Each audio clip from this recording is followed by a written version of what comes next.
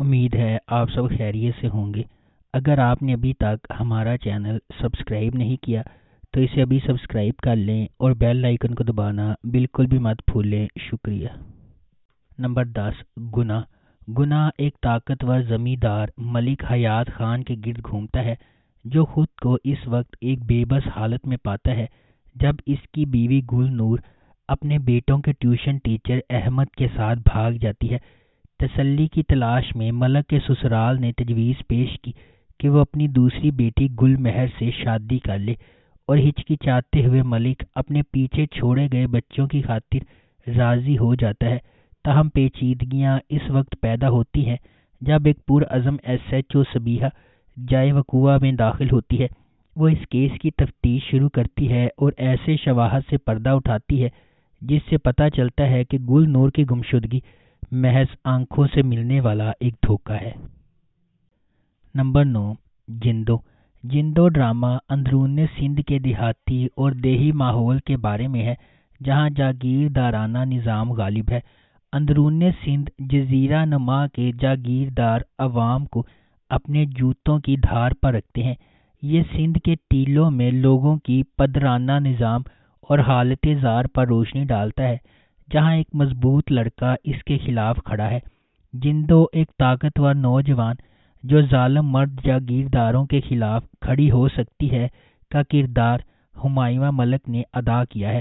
وہ خواتین کے حقوق کی بات کرتی ہے اور انہیں جاگیردارانہ نظام کی ہوس سے بچاتی ہے۔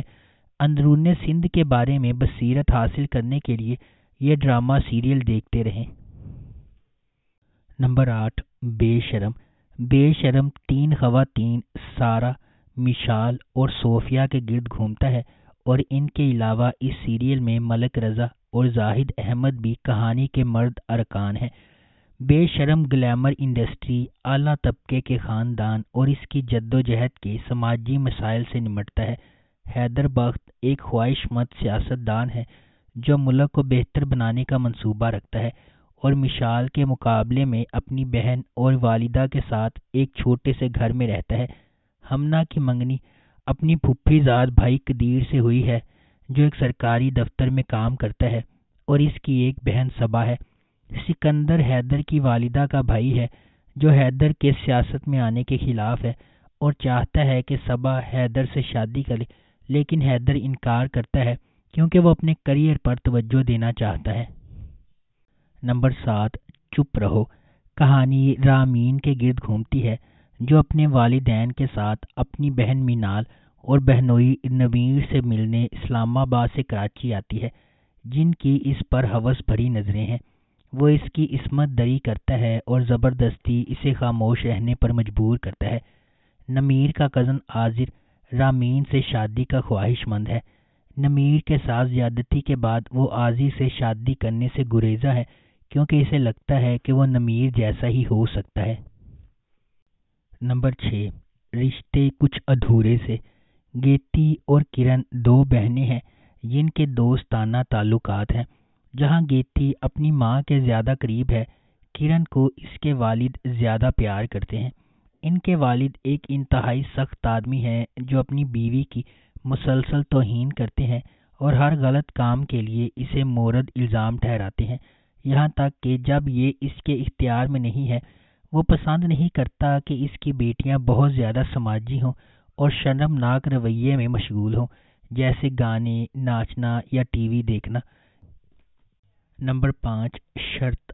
مومل، عماد، افروز اور سمیر یونیورسٹی کے 4 دوست ہیں جن کا بہت دوستانہ رشتہ ہے۔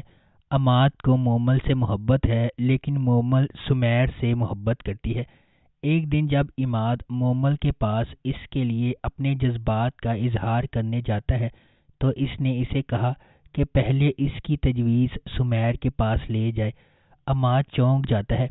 اس نے سمیر سے بات کی اور وہ مان گیا۔ دیر اثنا افروز عماد کو پسند کرتی ہے اور وہ اسے پرپوز کرتی ہے۔ 1 سال گزر جاتا ہے۔ مومل کی شادی سمیر سے ہوئی اور افروز کی عماد سے۔ مومل اور سمیر امریکہ میں رہتے ہیں جبکہ عماد اور افروز کراچی میں۔ سمیر چپکے سے اپنے باس پر نظر رکھے ہوئے ہے جو ایک طلاق یافتہ عورت ہے۔ صوفیہ اس شرط پر سمیر سے شادی کرنے پر راضی ہو جاتی ہے کہ وہ مومل کو طلاق دے دے۔ سمیر کی مومل سے لڑائی ہے اور وہ اس کے افیئر کے بارے میں جانتی ہے۔ وہ اسے چھوڑ کر پاکستان چلی جاتی ہے۔ نمبر 4، محبت داغ کی صورت۔ اپنے والد کی وفات کے بعد ایک نوجوان اور خوبصورت لڑکی شجرت اپنی ماں کے ساتھ اپنے چچا کے گھر شفٹ ہونے پر مجبور ہے۔ خاص طور پر ایک بہت بڑے نقصان سے صحت یاب ہونے کے بعد نئی جگہ پر آباد ہونا شجرت کے لیے ایک چیلنج بن جاتا ہے، تاہم وہ اعلیٰ تعلیم حاصل کرنے کی اپنے خواب کے والد کو پورا کرنے کا انتخاب کرتی ہے۔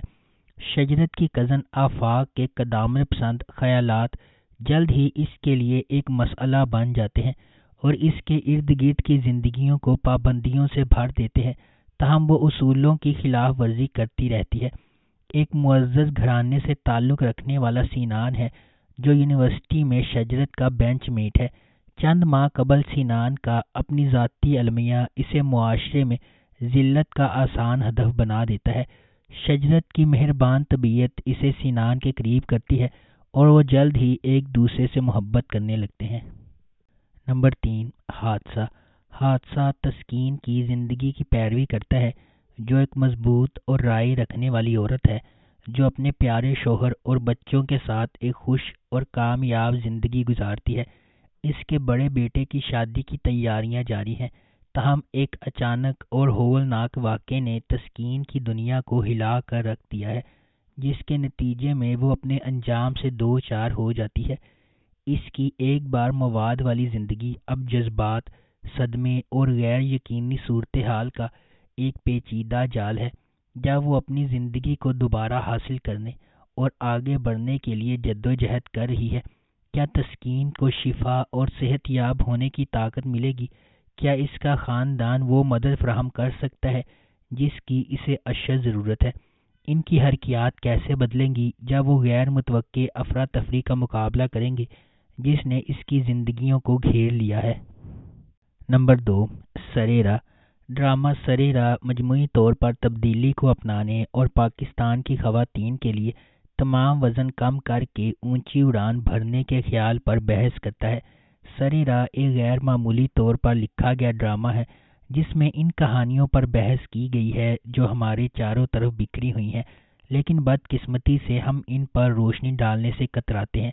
سرے راہ ان خواتین کی کہانیاں شیئر کرے گا جو بچپن کی شادیوں کا شکار ہیں، ایسی لڑکیاں جو صرف اپنے جنس کی وجہ سے ہراسمنٹ کا شکار ہیں، وہ بیٹیاں جو اپنے باپ کی مدد کرنے سے قاصر ہیں کیونکہ ان کی عزت داؤ پر لگ جائے گی، اور خواجہ سرا انٹرسیکس کمیونٹی کے افراد جو اپنی شناخت کی وجہ سے ذلیل ہو رہے ہیں۔